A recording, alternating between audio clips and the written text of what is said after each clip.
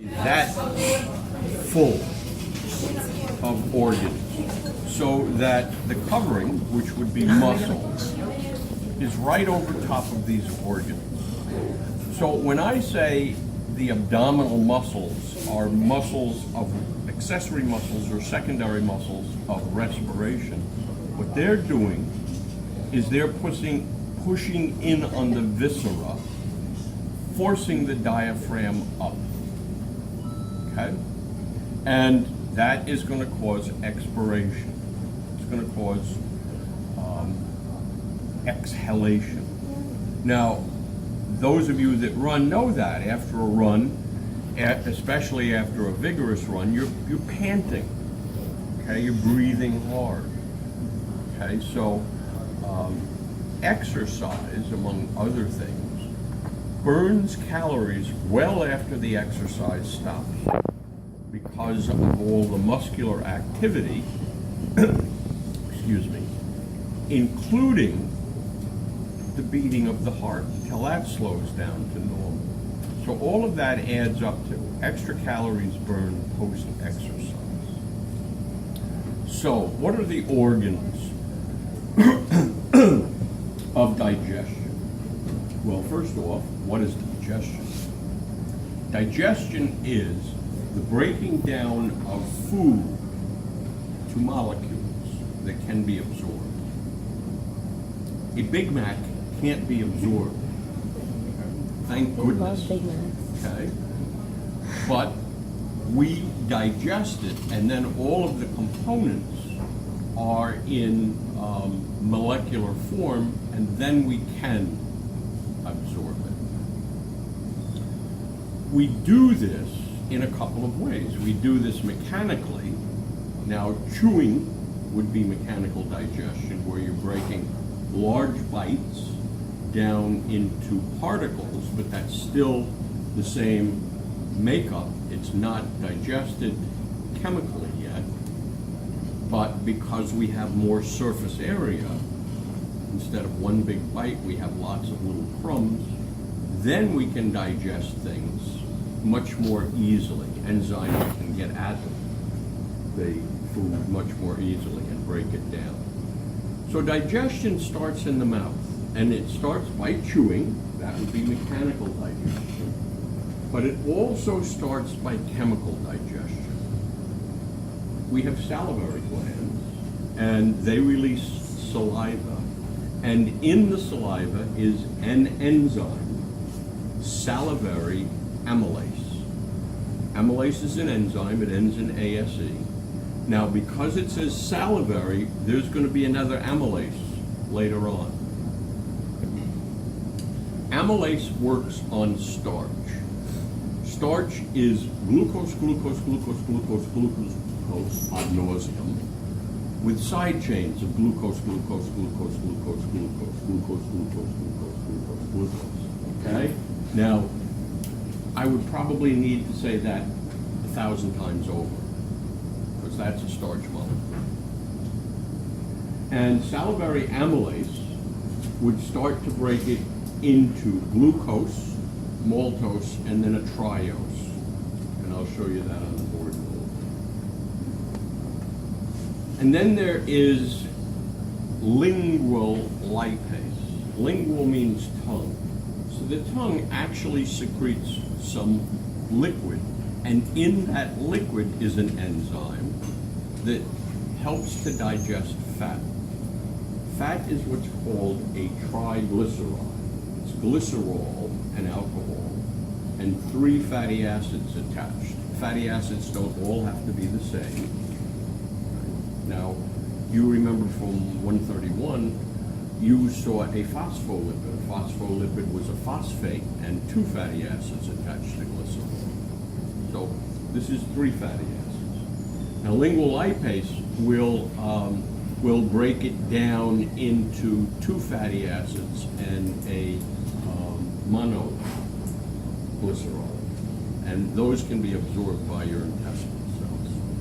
So this is all starting in the mouth, and will take place as long as you chew. Some of us are fast eaters, chew, chew, swallow. Some of us like the taste, chew, chew, chew, savor the taste, and swallow. The longer you chew, the more you're digesting. You decide when to swallow, which is good because it's not automatic. Okay, it would be very, very problematic if swallowing were automatic. So you decide when to swallow. You do that by forcing what's now food plus liquid, called a bolus, into the back of the throat, pharynx, and then down towards the esophagus. The esophagus is the tube that runs from the mouth to the stomach.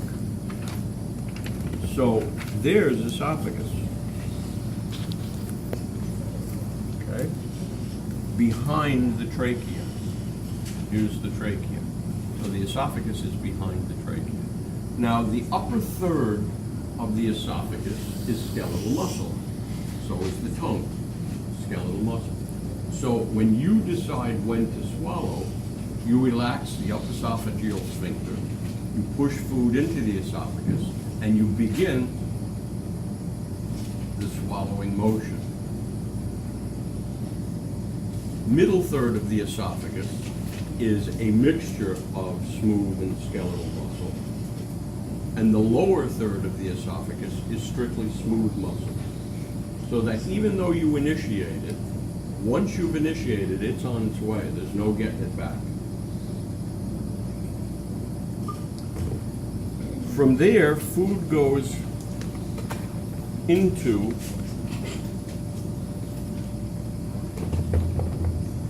whip this guy's liver back.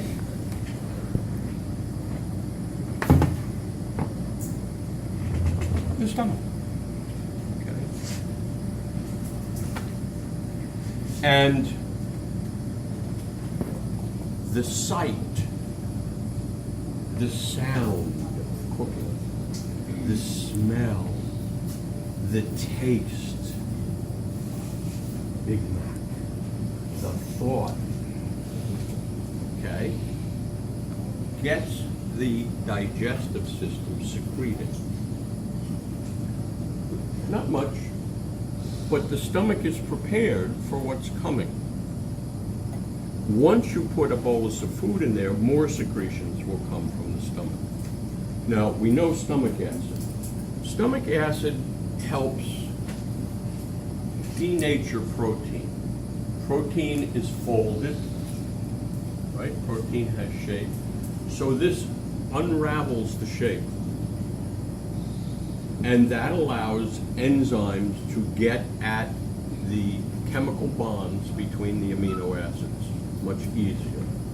And in stomach is also an enzyme, pepsin, okay, secreted as pepsinogen, which in the presence of stomach acid becomes pepsin, which helps to digest protein into amino acids. So digestion is continued in the stomach. Here we had carbohydrate and fat. Here we're having protein.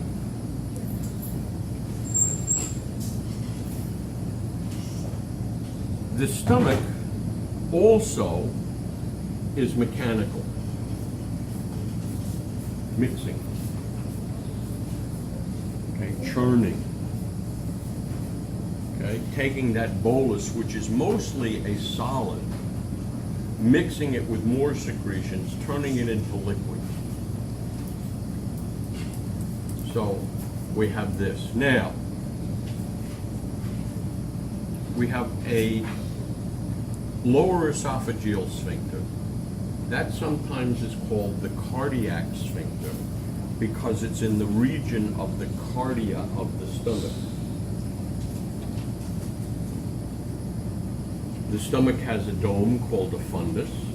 It has a greater curvature and a lesser curvature. It has a pylorus and then a pyloric sphincter. The stomach will relax the pyloric sphincter, and one of the churns will squirt a little bit of now what's called chyme, much more liquid, okay, than solid. into the duodenum, which is the first 18 inches of a very long, measured in feet, measured in, depending on the book, 20 feet of small intestine. The small intestine will single back to the stomach. That's enough, and the pyloric sphincter will close again. And the churning will die down. So now we have, well, not much, but we have the duodenum. We have the duodenum. And the small intestine will have three sections: duodenum, jejunum, ileum. Duodenum is where major digestion starts in the small intestine for a number of reasons. One, the small intestine, the brush border of the small intestine secretes enzymes. And two, the pancreas delivers its enzymes into the small intestine. Now, the pancreas delivers a lot more enzymes than the small intestine, but the small intestine delivers a lot as well. So this is where most of your digestion is going to be initiated. Okay? And then continue in the jejunum, but in the jejunum, absorption is starting. Enough digestion has taken place that absorption can start. Ileum is going to be the final absorption of food as molecules. And then food is going to be placed in the large intestine. And the large intestine starts over here, goes up, across, turns again, and goes down. So ascending colon. This is on the side where the liver resides. So this turn would be the hepatic flexure. This would be transverse colon. This is on the side of the spleen, so this is splenic flexure. Descending colon. Now it takes an S turn, so it is called sigmoid colon. And then finally the rectum, which is the storage site. Now mostly water is absorbed in the colon. Final water balance is absorbed in the colon. Now, you secreted a lot of water by putting a lot of digestive enzymes in there. So some of the water is reabsorbed, but some of the water is from your meal, from your food, and from the liquid you consume along with the food. So mostly water, some electrolytes, okay? Vitamin K, okay, would be absorbed here, and one or two of your B vitamins, which would be made in your colon, would be absorbed here. Rectum is the final storage site prior to defecation. Okay. Now, let's see. I gotta get a couple more things. So, salivary glands. Here, here, and here. You're probably going to want to come around.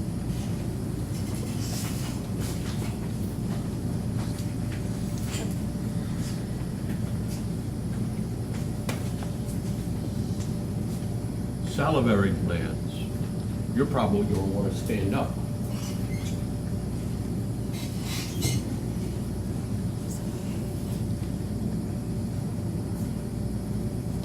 Salivary glands. Here, here, and here. Parotid, here. Sublingual, here, and submandibular. Okay? So 3 different glands. Okay? Mostly by location.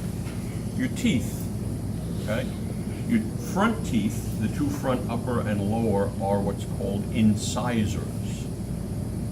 They are what you use to break off a chunk of food. The next, the pointy ones, the vampire ones, are called canines. Then you have premolars and molars. Well, some of us don't have